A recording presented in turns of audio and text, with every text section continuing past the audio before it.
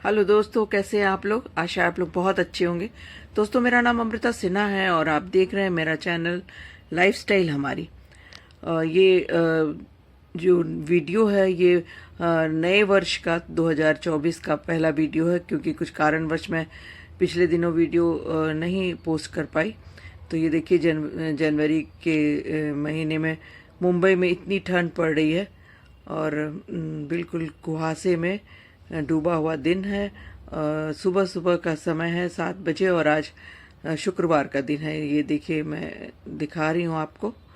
तो इस तरह से सुबह के बाद हमने तैयारी की पीठा बनाने की। पीठा के बारे में शायद आपको पता हो कि हमारे झारखंड, बिहार और यूपी में इन दिनों पौष के महीने में, पूस के महीने में पीठा ज़रूर बनता है और ये बहुत ही स्वास्थ्यवर्धक व्यंजन है।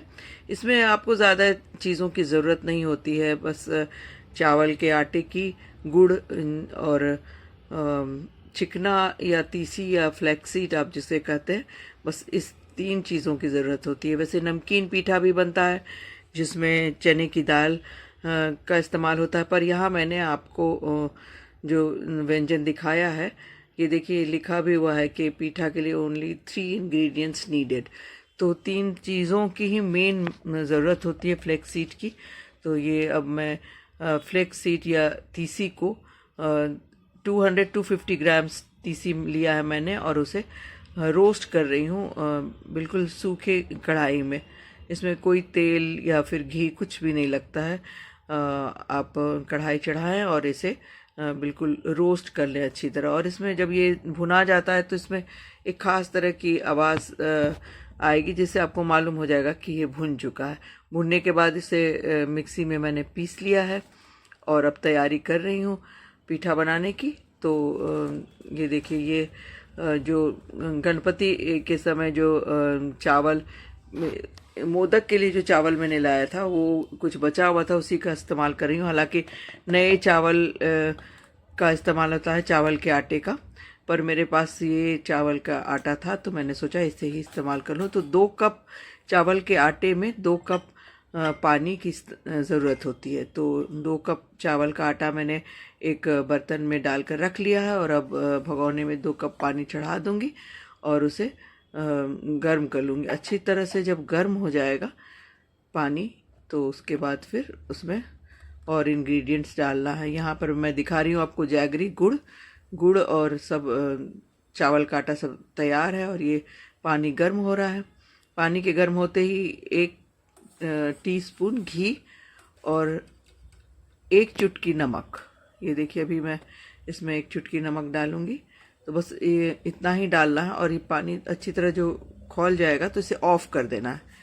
गैस को ऑफ़ करके बस नीचे उतार के भगोने को वो जो 2 कप मैंने चावल का आटा रखा है वो इसमें डाल दूंगी। बिल्कुल गर्म पानी में ही डलेगा। ये देखिए अब मैं गैस ऑफ़ कर दे रही हूँ। गैस ऑफ़ करने के बाद फिर भगोने को नीचे उतार के पहले स्लैब पे एक कपड़ा रख दिया है जिससे ये भगोना हिले डुले नहीं। और उसके बाद ये चावल का आटा जो 2 कप है वो उसमें डाल दूंगी सावधानी से। ये चावल का आटा अब मैं डाल रही हूँ। उसके बाद फिर उसको एक स्पैचुला से अच्छी तरह मिलाना है, क्योंकि वो पानी तो बहुत गर्म है, आप हाथ तो इस्तेमाल कर नहीं सकती हैं अपना, और करना भी नहीं चाहिए। तो ये स्पैचुला यूज़ कीजिए, या तो फिर वुडन स्पैचुला या फिर इस तरह जो ये स्टील का भी, अब कलछुल, किसी चीज़ को भी इस्तेमाल कीजिए, बस हाथ नहीं लगाना है। अब इसको अच्छी तरह कपड़े से पकड़कर बिल्कुल अच्छी तरह मिलाना है ताकि पानी और चावल का आटा बिल्कुल एक सार हो जाए और उसे अच्छी तरह ढक देना है। हालांकि ये आटे की तरह इसको बनाना है, जैसे आप गेहूं के आटे और दूसरे आटे का जो आटा बनता है, बिल्कुल डो बनता है, डो बना लेना है। लेकिन गर्म इतना है कि अभी फ़िलहाल तो इसको बनाना मुश्किल है, इसीलिए बस इसे पानी और जो चावल का आटा है वो दोनों मिला करके उसको हल्का फुल्का भी मिल जाए तो बस ये देखिए भाप निकल रहा है। तो भाप निकलते हुए ही इसे अच्छी तरह एक दूसरे से मिलाना है। मिला करके फिर आप इस बर्तन को, जिस बर्तन में आप मिला रही हैं, उसे कुछ देर तक इसको ढक देना है ताकि वो अपने आप में ही थोड़ी देर में ठंडा हो जाए। करीब 10 से 15 मिनट छोड़ देना है इसे ऐसे ही। और छोड़ने के बाद फिर उसको एक बड़ी सी थाली में लेकर, ये देखिए 10 मिनट के बाद मैंने इसे निकाला है तो हल्का सा ठंडा हो चुका है, पूरी तरह ठंडा भी नहीं होना चाहिए। उसके बाद फिर इसे थाली में निकालूंगी। थाली में निकाल करके उसको अच्छी तरह से बिल्कुल मिलाना है। इतना ज़्यादा मिलाना है कि वो जब पीठा या जैसे मोदक भी बनाते हैं तो उसमें कहीं पर भी टूटता नहीं। और उसको एक तरफ रखने के बाद ये देखिए, ये तीसी मैंने लिया जो पिसा गया था। इसे बड़े से 2 चम्मच आप अंदाज से ले सकते हैं। यहाँ मैंने बड़े चम्मच से, बड़े कप से करीब 1/4 कप है, 1/4 कप से 2-3 कप ले लिया। और ये जैगरी दिखा रही हूँ, ये इसे भी अच्छी तरह से मिला लेना है। हालांकि ये बहुत अच्छी तरह से मिलता नहीं हाथ से, तो आप जो तीसी या फ्लेक्सीड को जो पिसा हुआ है उसके साथ गुड़ को फिर से मिक्सी में एक बार मिला सकती हैं। और मैंने ऐसा ही किया है ताकि वो बिल्कुल उसमें गुठली ना बना रहे। और आप कितना भी पीसे और हाथ से तो वो कहीं ना कहीं गुठली बना हो रहता है, इसलिए उसको अवॉइड करने के लिए मैंने मिक्सी में उसे पीस लिया है। ये देखिए, मैं कोशिश कर रही हूँ कि दोनों एक साथ मिल जाए। तो जिस तरह से ये तीसी अगर आपको पसंद नहीं है तो आप पोस्तो दाना भी, पॉपी सीड्स जिसे कहते हैं, उसको भी रोस्ट करके आप इसी तरह उसके साथ भी अलग तरह का, तो पीठा वैसे भी बहुत ही इसमें आप वेरिएशंस बहुत इस्तेमाल कर सकती हैं, चाहे चने की दाल हो या फिर पोस्तो दाना हो। ये देखिए मिक्सी में मैं डाल रही हूँ और इसे फिर बस 2 दफ़ा आप चलाएंगे, मिक्सी ज़्यादा चलाना नहीं है, और बस इसमें वो एक सार हो जाएगा। उधर आटा भी, डो भी मेरा करीब करीब तैयार ही है। तो इस पीसने के बाद फिर मैं डो को अच्छी तरह से फिर से मिलाऊंगी। ये देखिए, बस मिक्सी को बंद करके फिर इसको पीस लेना। ये पीस लिया मैंने और फिर उसी बर्तन में वापस रख दिया अच्छी तरह। थोड़ा ध्यान रखना होगा क्योंकि आटा जो है बिल्कुल सफ़ेद है और आपका ये जो फिलिंग है इसमें और उसमें अगर मिल जाएगा तो उसका कलर बिल्कुल अलग हो जाता है। इसलिए चम्मच आप ज़रूर अलग अलग रखें और बार बार हाथ को भी आप डस्टर में ज़रूर पोंछते रहें, क्योंकि एक दूसरे से मिलने पर उसकी जो शक्ल है बिल्कुल ख़राब हो जाएगी, क्योंकि पीठा को बिल्कुल सफ़ेद होना चाहिए। तो एक बार फिर से इसे मैं मिला ले रही हूँ, एक सार हो जाएगा तो फिर उसमें फिलिंग करने में बिल्कुल अच्छा रहेगा। तो ये मेरा फिलिंग बिल्कुल तैयार है और इधर देखिए ये डो भी मेरा करीब करीब तैयार है। अभी भी देखिए भाप निकल ही रहा है क्योंकि गर्म है बिल्कुल। तो हल्के से आप देख लीजिए कि आपके हाथों को ज़्यादा गर्म ना लगे, बर्दाश्त करने लायक रहना चाहिए। और अब इसे अच्छी तरह थाली में, जो बिल्कुल परात की तरह, अगर आपके पास है परात तो उसमें ये बेहतर होगा इसको मिलाना। तो इसी तरह से मिला लूँगी अब, और मिलाने के बाद फिर थोड़ी देर छोड़ना है। कुछ देर छोड़ने के बाद फिर इसके जो छोटे छोटे पेड़े बना करके, जैसे अगर आप मोदक बनाती हैं तो मोरोलेस मोदक इससे थोड़ा सा डिफ़िकल्ट होता है क्योंकि उसमें बहुत ही पतला, बिल्कुल पतला सा बेलना होता है उसको। इसमें आप मोटा मोटा भी कर सकती हैं। तो ये मज़े की बात है कि इसमें ज़्यादा मेहनत नहीं है, इसके बाद अब कोई मेहनत नहीं है। और उधर एक भगोने में पानी रख करके उस पर जाली का बर्तन रखना होगा। ये देखिए इस तरह से इसको धीरे धीरे मिलाते मिलाते बिल्कुल एकदम स्मूथ डो बनाना है। अगर स्मूथ डो नहीं बनेगा तो आपका फिर पीठा जो है फट जाएगा और उस फिलिंग बाहर आ जाएगा, इसलिए इसका ध्यान रखना होगा। तो इस तरह से ये बिल्कुल तैयार है। और अब दूसरा भगोना बिल्कुल चढ़ा देना है पानी का, और वो जो पानी उबल जाएगा उसके ऊपर एक जाली वाले बर्तन रखना है। ये देखिए डो बिल्कुल स्मूथ हो गया मेरा। बस इसी तरह इसको तैयार करना है। और पानी चढ़ा करके उसके ऊपर जाली वाला बर्तन रखना और उस पर एक पतला कपड़ा रख देना है और इधर डो को आप गीले कपड़े से ढक दें। फिलिंग, ये देखिए फिलिंग अलग रखा हुआ है। ये देखिए पानी मैंने चढ़ा दिया, ऊपर से ये जाली वाला बर्तन रख करके कपड़ा डाल दिया और एक ऊपर से ढक्कन भी रखना होगा। तो बस अब पीठा बनाना शुरू कर दिया है मैंने। आप जितना साइज़ डिपेंड करता है आप कितने बड़े साइज़ का बनाना चाहते हैं, तो अपने मर्ज़ी के अनुसार आप साइज़ लें इसे और थोड़ा सा हाथ से ही बिल्कुल फैला लें, बेलने की ज़रूरत नहीं होगी। और फिलिंग डालकर धीरे धीरे उसे अच्छी तरह उसको बंद कर लें। उसमें पानी लगाने की ज़रूरत नहीं, वो अपने आप हो जाता है।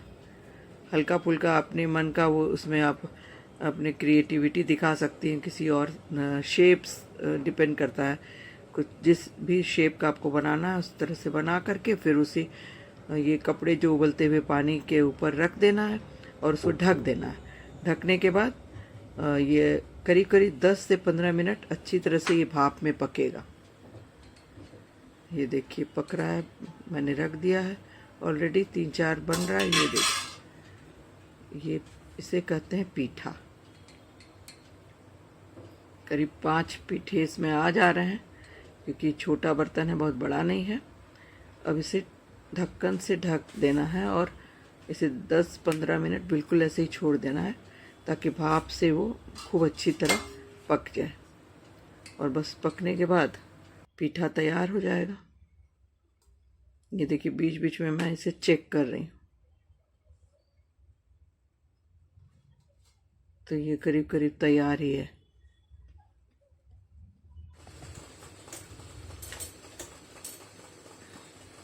तो इस तरह से बाकी पीठों को भी मैंने इसी तरह स्टीम देकर तैयार कर लिया। कुछ देर लगी पर तैयार हो गया। और पीठों की खासियत ये है कि आप इसे बासी खाएं तो और ज़्यादा बेहतर होता है। लेकिन ये देखिए बिल्कुल गर्मा गर्म पीठा मैंने निकाल कर रखा है ताकि आपको दिखाऊं। इसे तोड़कर भी दिखाऊंगी। अंदर जो फ्लेक्सीड और गुड़ है वो एक दूसरे से इतना मिलकर इतना पिघल गया है और मुंह में डालते ही वो घुल जाएगा। ये देखिए बड़ा ही स्वादिष्ट लगता है। तो आप भी ज़रूर बनाएं और बताएं मुझे कि कैसा बना। ये देखिए मैं अभी टेस्ट करूंगी इसे और सच पूछिए तो इसका स्वाद इतना बेहतरीन है कि मैं तो डिनर की जगह मतलब और कुछ ना खाकर बस पीठा ही मैंने खाया रात में। और फिर सुबह भी हम लोगों का अच्छा खासा नाश्ता हुआ। तो बहुत मज़ा आया। आप भी ज़रूर बनाएं और मुझे बताएं कि कैसा लगा। और अगर आपको कोई और विधि आती हो तो वो भी ज़रूर बताएं। ये देखिए ये सैटरडे का दिन है और सुबह सुबह करीब 5 बजे ही नहा धोकर मैं तैयार हूँ पूजा पाठ करके, क्योंकि हमें राइड पे जाना है। और ये देखिए मेरे पीछे खिड़की से बिल्कुल सुबह हल्की हल्की आपको दिख रही होगी। तो बस अब तैयारी करनी है मुझे। अब ये देखिए मैं यहाँ पर गियर पहन रही हूँ। बस सारा कुछ पहन करके अब हेलमेट पहन कर तैयार हो जाऊंगी और फिर नीचे जाना है। अश्विन भी साथ है मेरे। अश्विन के साथ बताया था मैंने आपको कि हमें राइड पे जाना होगा, तो आज वो मुहूर्त बन गया और हमें जाना है शाहपुर आज अपनी सिस्टर के वहाँ। आज पूरा दिन हम लोग वहीं बिताएंगे और फिर शाम को वापस आएंगे। तो चलिए आपको ले चलते हैं अपने साथ अपने राइड पर। तो लीजिए मेरी तैयारी करीब करीब पूरी हो ही चुकी है। बस मैं हेलमेट पहन रही हूँ और बस अब जल्दी निकलना है क्योंकि 7:30 बज ही रहे थे। रास्ते में भीड़ हो सकती है क्योंकि वीकेंड में वैसे ही भीड़ हो जाती है। सब लोग वीकेंड में पुणे की तरफ निकलते हैं या फिर और कहीं जाना होता है। तो बस इसी तरह हम दोनों तैयारी करके निकल पड़े। और ये देखिए अब हम लोग शाहपुर पहुंच चुके हैं। तो यहाँ पे ढेर सारे पेड़, बहुत ही हरा भरा है जंगल के बीच में। ये देखिए कितने खूबसूरत फूल है मजेंटा कलर के। ये वो बोगनविला। साथ ही यहाँ बहुत सारे कदम के पेड़ भी हमें मिले। बहुत सारे कदम का फल लगा हुआ था वहाँ पे। इसके अलावा बादाम, सुपारी, पपीता, ढेर सारे पेड़ लगे हुए हैं। बहुत ही हरा भरा है आसपास, काफ़ी जंगल भी है। तो आप एंजॉय कीजिए मेरी कुछ तस्वीरों को। ये देखिए हम लोगों की तस्वीरें हैं, प्यारी प्यारी तस्वीरें। तो बताइएगा दोस्तों आज का वीडियो आपको कैसा लगा। अगर अच्छा लगा हो तो कमेंट बॉक्स में ज़रूर अपना कमेंट ज़रूर दें। और अगर आप मेरे चैनल पर नए हैं तो प्लीज़ सब्सक्राइब ज़रूर करें और अपने दोस्तों के साथ शेयर भी करें। तो इसी के साथ मैं इजाज़त चाहूँगी। आपका बहुत बहुत शुक्रिया।